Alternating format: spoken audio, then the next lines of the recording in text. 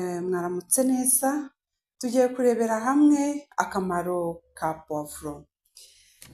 Puwavuro rero ni imboga nziza cyane, njyewe mbona ko puwavuro ari imboga zihagarariye imboga zose dukunda kurya.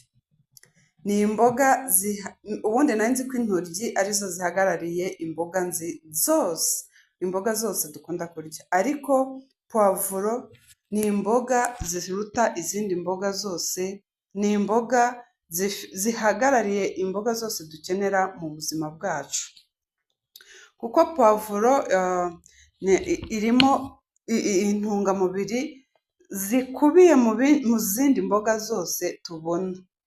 Intungamubiri zose mu mboga zose muzi, zose puwavuro irazihagarariye. Puwavuro rero ntabwo ari byiza kuyirya ikaranze, kuko puwavuro iyo uyiriye ikaranze uba wamaze kuyica. Puwavuro yicwa n'ubushyuhe cyane. Kugira ngo rero ubone akamaro ka puwavuro, ikugirire akamaro mu mubiri wawe, ni uko puwavuro uyirya ari imboga rwatsi mbisi. Iyo uyiriye mbisi rero ukayihekenya uba wumva yokera. Iyo ushaka kugira ngo itakokera, ushyiraho nyine nk'uko nka salade, ukayirya mu mboga nka salade, ukayishyiraho akavinegere, ubundi ugashyiraho akunyu ukayirya, maze ubundi ikuvura indwara zose, ifite vitamine nyinshi zitandukanye. Puwavuro rero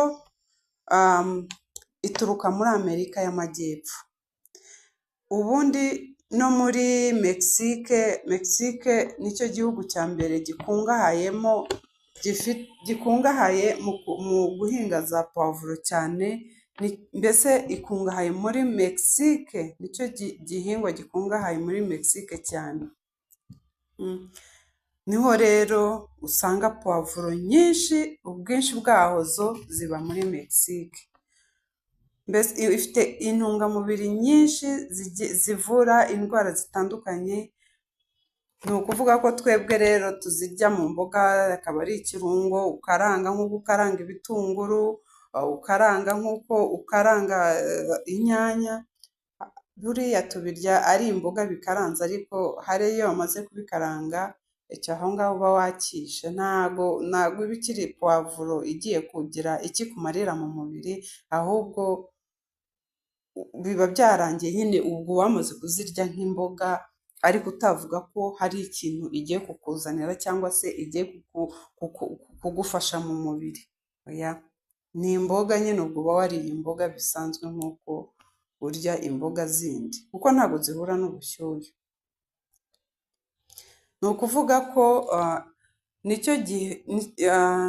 icyo gihingwa cya puwavuro, kugira ngo rero ijye idufasha mu mubiri wacu, kuko puwavuro irwanya indwara nyinshi zitandukanye, harimo kilokarori zigera muri 20. Ni ukuvuga ko puwavuro yiganzamo kilokarori zigera muri 20. Gusa icyo wazimenyaho, ngiye kubabwira byinshi mumenye akamaro kayo, kugira ngo mwe kuzajya muhindure mu buryo mwayifatagamo, mujye muyifata mu buryo butandukanye, nyine mujye muyifata uko iri, butandukanye n'uko mwayifataga, kugira ngo ibashe kugira icyo ifasha umubiri wacu, kugira ngo ijye ibasha kurwanya indwara zitandukanye, igire icyo idufasha mu mubiri wacu. Rero niyo mpamvu mba mbabwira ngo tujye dusobanukirwe, tumenye neza uburyo tuzajya tumenya uburyo dutegura imirire, amafunguro yacu nyine adufitiye akamaro.